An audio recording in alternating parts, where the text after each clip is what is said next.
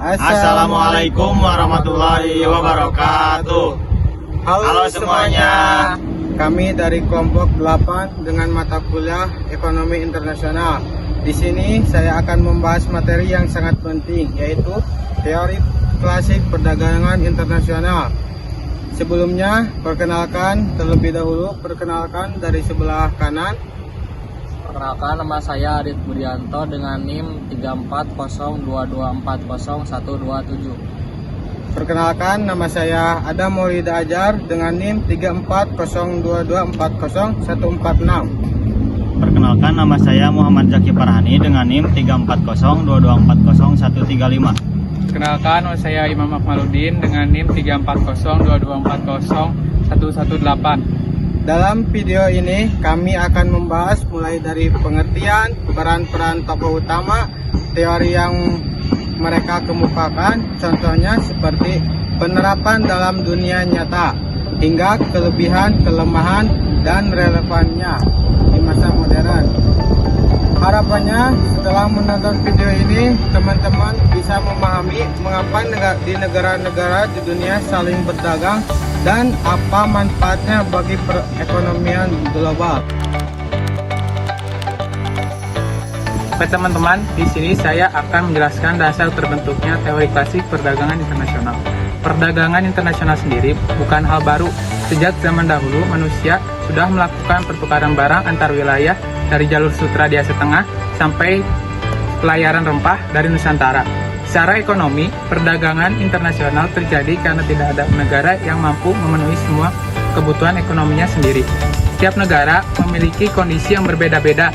Ada yang kaya sumber daya alam seperti Indonesia, ada yang unggul dalam teknologi seperti Jepang, ada yang punya tenaga kerja murah dan melimpah seperti Vietnam dan India. Karena perbedaan itulah, negara-negara kemudian saling menukar hasil produksi satu sama lain untuk sama-sama diuntungkan. Nah, teori klasik muncul untuk kenapa pertukaran itu bisa menguntungkan kedua pihak. Para ekonom klasik mencoba untuk menemukan dasar ilmiahnya, bukan hanya sekedar praktik, tetapi alasan logis dan sistematis di dalamnya. Dari sinilah muncul dua tokoh besar, yaitu Adam Smith dan David Ricardo. Adam Smith, seorang ekonom asal Skotlandia, menulis buku legendaris The Wealth of Nations pada tahun 1776. Dalam bukunya, ia menentang sistem mekanisme yang saat itu dominan, yaitu pandangan bahwa kekayaan negara diukur dari banyaknya emas dan perak. Menurut Smith, kekayaan sejati itu suatu negara bukan diukur dari tumpukan logam mulia, tapi dari produktivitas rakyatnya. Dan cara meningkatkan produktivitas itu adalah dengan spesialis dan perdagangan bebas. Lalu muncul David Ricardo, ekonomi asal Inggris yang hidup setelah Smith. Ia menyempurnakan pemikiran Adam Smith dengan teori keunggulan komparatif yang menjelaskan bahwa bukan negara yang tidak punya keunggulan absolut pun tetap bisa untung dari perdagangan internasional. Kedua tokoh ini adalah fondasi awal lahirnya ekonomi internasional modern. Teori keunggulan absolut. Adam Smith memperkenalkan konsep keunggulan absolut atau absolute advantage. Menurut Smith, setiap negara memiliki keunggulan di bidang tertentu, tergantung sumber daya alam, tenaga kerja, dan kemampuan produksinya. Contoh, Indonesia bisa menghasilkan kopi dengan biaya dan tenaga yang lebih kecil dibanding Jepang. Sebaliknya, Jepang lebih unggul dalam memproduksi mobil karena teknologinya maju dan tenaga kerjanya terampil. Maka, Indonesia sebaiknya fokus menanam kopi dan mengekspornya ke Jepang. Sedangkan Jepang fokus memproduksi mobil dan mengekspornya ke Indonesia. Melalui spesialisasi, setiap negara bisa menghasilkan barang lebih banyak, menurunkan biaya produksi, dan meningkatkan kesejahteraan warganya. Inilah yang disebut division of labor. Pembagian kerja antar negara berdasarkan keunggulan masing-masing. Namun, teori ini punya satu pertanyaan besar. Bagaimana kalau satu negara lebih unggul dalam semua hal? Misalnya, negara A bisa memproduksi mobil dan beras lebih efisien daripada negara B. Apakah negara B tidak bisa berdagang? Untuk menjawab itu, muncullah teori keunggulan komparatif dari David Ricardo. Teori keunggulan komparatif. David Ricardo menjelaskan konsep keunggulan komparatif yaitu comparative advantage pada tahun 1817. Dalam bukunya Privilege of Political Economy and Taxation, ia berpendapat bahwa perdagangan tetap bisa menguntungkan bagi semua pihak, meskipun salah satu negara lebih unggul dalam semua hal. Kuncinya negara harus fokus pada barang yang paling efisien dan relatif. Misalkan Indonesia memproduksi 100 ton beras atau 50 gulung kain dalam waktu yang sama.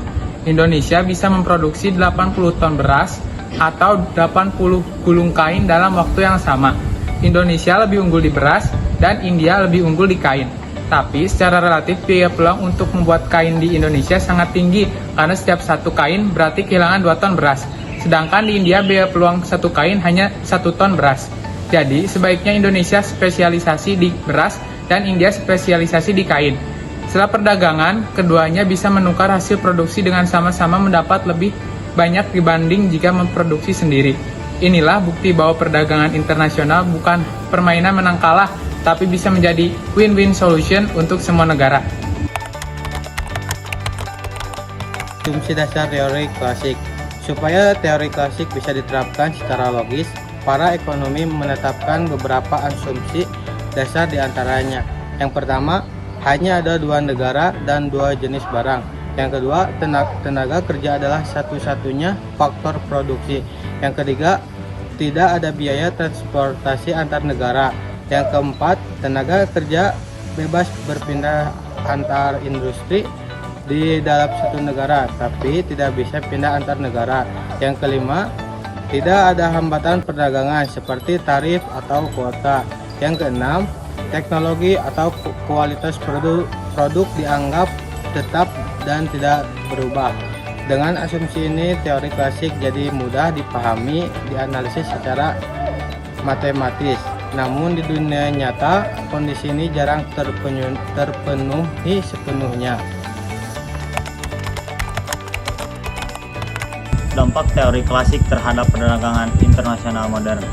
Setelah asumsi dasar teori klasik, sekarang kita bahas bagaimana pengaruh teori klasik terhadap perdagangan internasional di masa kini. Teori klasik ternyata memberikan dampak yang sangat besar terhadap perkembangan ekonomi dan dunia modern. Pemikiran Smith dan Ricardo menjadi fondasi bagi sistem perdagangan bebas yang kita kenal sekarang. Prinsip dasarnya sederhana, yaitu bahwa setiap negara akan memperoleh keuntungan jika melakukan perdagangan dan berfokus pada bidang yang paling efisien. Dari pemikiran tersebut, banyak negara mulai menerapkan kebijakan perdagangan bebas. Perjanjian internasional seperti ASEAN Free Trade Area atau yang disebut AFTA dan organisasi seperti World Trade Organization atau yang disebut WTO lahir dari semangat yang sama. Dari pemikiran tersebut, banyak negara mulai menerapkan kebijakan perdagangan bebas. Perjanjian internasional seperti ASEAN Free Trade Area atau yang disebut AFTA dan organisasi seperti World Trade Organization atau yang disebut WTO lahir dari semangat yang sama, yaitu menciptakan perdagangan antar negara yang terbuka tanpa banyak hambatan tarif atau kuota. Selain itu, teori klasik juga mendorong efisiensi produksi di berbagai negara. Melalui spesialisasi, setiap negara memilih untuk fokus pada produk yang paling dikuasainya. Misalnya, Indonesia mengandalkan ekspor hasil sumber daya alam seperti kelapa sawit, batu bara, dan nikel.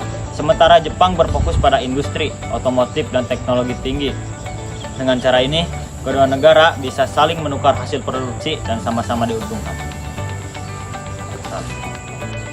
Tidak hanya itu, perdagangan internasional yang lebih terbuka juga berkontribusi besar terhadap pertumbuhan ekonomi global. Arus barang lebih lancar, sehingga banyak negara berkembang dapat meningkatkan pendapatan nasionalnya melalui ekspor. Dengan demikian, dapat kita simpulkan bahwa teori klasik tidak hanya penting dari sisi sejarah ekonomi, tetapi juga menjadi dasar terbentuknya sistem perdagangan dunia modern yang terus berkembang hingga saat ini. Relevansi teori klasik di era globalisasi. Sekarang kita bisa dilihat apakah teori klasik masih relevan di zaman modern. Jawabannya ya, sangat relevan. kehidupan. Prinsip keunggulan komparatif masih menjadi dasar kerjasama ekonomi dunia. Misalnya, Indonesia fokus di ekspor komoditas pertanian dan pertambangan seperti sawit, batubara, dan nikel.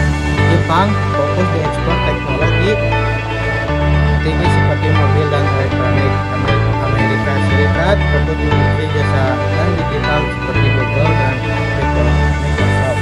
Semuanya negara melakukan spesialis sesuai kekuatannya. Selain itu, organisasi dunia seperti WTO, World Trade Organization, dan perjanjian seperti ASEAN Free Trade Area yang disebut atau AFTA atau regional, Comprehensive Economic Partnership RCEP, semuanya berakar dari teori klasik. Prinsipnya sederhana. Yang pertama, perdagangan bebas meningkatkan efisiensi. Yang kedua, efisiensi meningkatkan produksi. Yang ketiga, produksi yang meningkatkan kesejahteraan global. Jadi, walaupun kondisi dunia sekarang jauh lebih kompleks, ide dasarnya Adam Smith dan David Ricardo masih menjadi landasan utama kebijakan ekonomi internasional. Oke, mungkin itu saja yang dapat kami sampaikan mengenai teori ini. Selebihnya mohon maaf bila ada kata atau penjelasan dari kami yang kurang jelas, maka teman-teman bisa bertanya di kolom komentar. Kemudian kepada teman-teman yang sudah menonton, jangan lupa di komen, di subscribe, dan juga di like ya. Terima kasih. Mohon maaf sebelumnya. Wassalamualaikum warahmatullahi wabarakatuh.